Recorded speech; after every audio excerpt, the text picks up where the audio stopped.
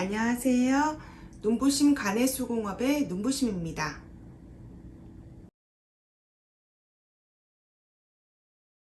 네, 오늘 여러분들과 함께 읽으려고 가져온 책은요. 처음으로 소설책을 하나 가져왔습니다. 제가 너무너무 좋아하는 정보라 작가의 저주토끼입니다. 짜자잔!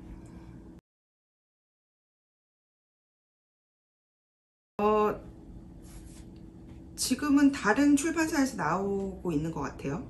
예. 정보라 작가의 책을 제 저주토끼를 시작으로 주르륵 다 샀어요. 그래서 여기 뒤에 보면 정보라 작가 칸이 있어요. 이렇게 보면 되게 작품을 많이 쓰시는 것 같아요. 다작하시는 것 같기도 한데 지금 이 책에도 10편의 단편이 있거든요. 10편의 단편이 있고 이 책은 그때 2022년 부커상 그 최종까지 올라갔던 책이어가지고 그때 아마 그때 다시 나왔어요. 그 기념 뭐 이런 걸로.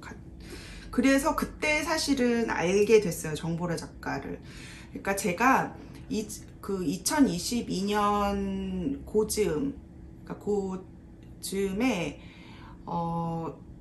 아마 그때부터 책을 막 미친듯이 미친듯이라고 하기엔 좀 너무 많이 읽었나?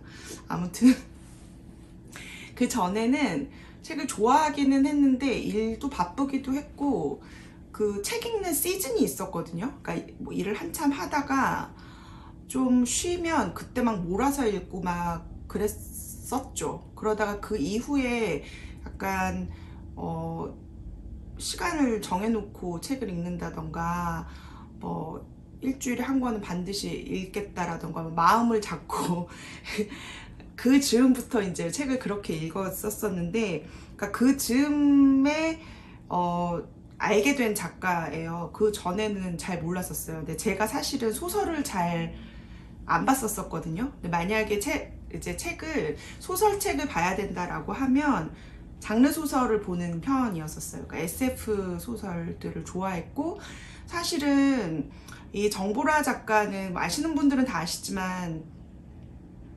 SF라기보다는 그러니까 판타지죠. 왜?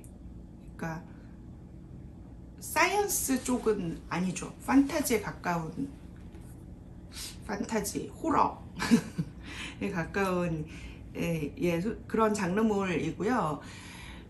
저는 이제 사이파이 소설들을 되게 좋아해서 그쪽 소설들을 많이 봤었었는데, 정보라 작가의 저주토끼를 사실은 제가 이제 그 즈음에 겨울서점을 보고 겨울서점에서 저주토끼를 소개하는 영상을 보고 이 책을 샀어요. 거기서 이제 여기도 있지만 저주토끼의 첫 문장이 뭐냐면, 저주에 쓰이는 물건일수록 예쁘게 만들어야 하는 법이다. 할아버지는 늘 이렇게 말씀하셨다. 근데 이게 제목이 저주토끼잖아요. 그거랑 그 다음에 있는 그 문장 중에 이제 머리가 있는데, 화장실에서 이제 변기 속에서 머리 하나가 튀어나오는 거예요. 그러니까 변기 속에서 머리가 하나 튀어나와 그녀를 부르고 있었다. 이 문장들을 소개해 줬었거든요. 그 겨울서점의 김겨울 씨가. 근데 딱 거기까지 들었었는데, 제가 좀 이게 다 이제 약간 판타지스럽고 약간 호러스럽고 약간 공포물 같고 막 이런, 사실 이제 그런 건데, 그 당시에 이제 그 얘기를 들었을 때 저 좀 웃긴 게 생각이 난 거예요. 이걸 아는 사람들이 별로 없던데, 이나중 탁구부라고 일본 만화 있어요. 그러니까 이나중 탁구부에 나오는 얘기는 아니고, 이나중 탁구부를 그린 작가가 그린 또 다른 만화가 있는데 그 제목을 제가 지금 기억을 못해요. 그 여자아이가 아니었는데 어쨌든 아이가 하나 있는데 얘가 어느 날부터 화장실에서 똥을 싸면 토끼를 자꾸 싸는 거예요. 근데 이제 그 얘기를 부모님한테 했는데 부모님이 그래서 그럼 똥 싸봐. 그래서 이제 부모님이 보는 자리에서 똥을 싸면 그냥 똥을 싸는 거예요. 토끼를 안 싸고. 그래서 거짓말하는 아이가 된 거예요. 근데 얘는 어쨌든 계속 토끼를 싸잖아요. 그래서 어느 날 학교에 있는 모든 아이들이 토끼를 키우고 있는 거예요. 알고 보면 다 자기 똥을 키우고 있는 뭐 그런 만화가 있었어요. 근데 갑자기 제가 그 만화가 생각이 나는 거예요. 그래서 그냥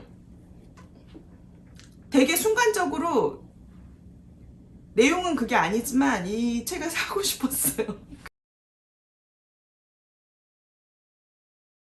너무 재밌게 읽은 거예요. 그러니까 정보라의 뭐라 그래야 되지? 글빨이 진짜 좋다? 약간 그런 느낌?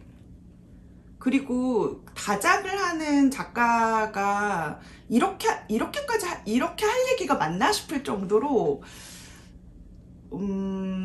이야기의 소재도 되게 다양하고 그 문장빨도 좋고 너무 재밌다. 사실 뭐 이렇게 책 같이 읽어요 하는데 재미없는 책 들고 나오지는 않지 않겠어요? 네, 그래서 들고 나왔습니다.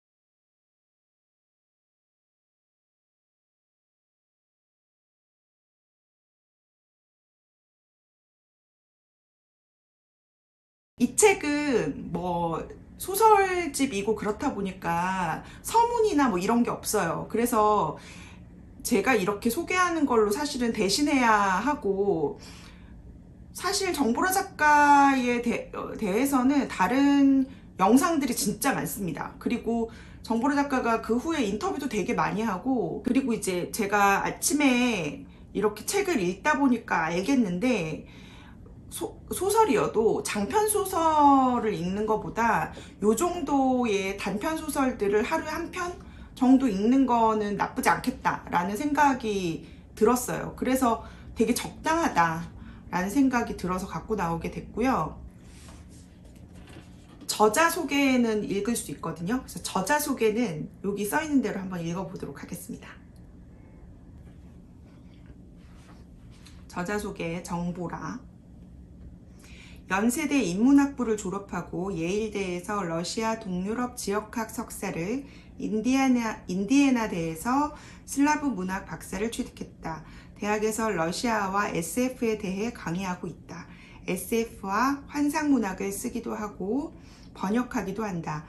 중편 호로 제3회 디지털 작가상 모바일 부분 우수상을, 단편 씨앗으로 제1회 SF 어워드 단편 부문 본상을 수상했다.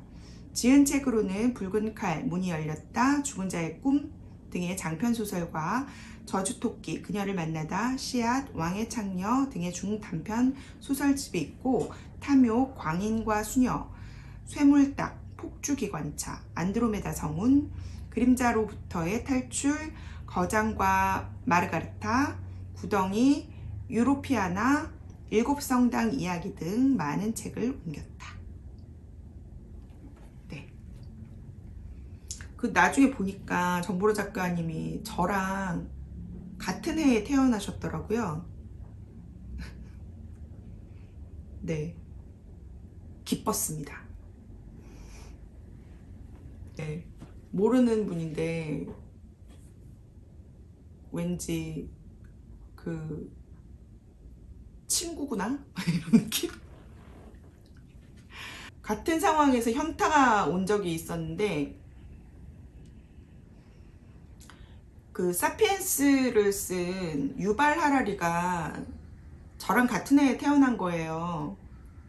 되게 현타가 왔었어요. 저는 유발 하라리가 그래도 적어도 저보다 한 15년은 먼저 태어난 사람이라고 생각했었거든요. 그러니까 약간 저보다 더 윗세대의 사람일 거라고 생각했는데, 나랑 동갑인, 나랑 같은 나이의 사람이 그런 연구를 하고 그런 학설을 내고 그러는구나. 예, 현타가 왔었습니다. 난 뭐 하고 있나, 뭐 이렇게. 유발 하라리한테 질투심을 느끼는 이상한 인간입니다.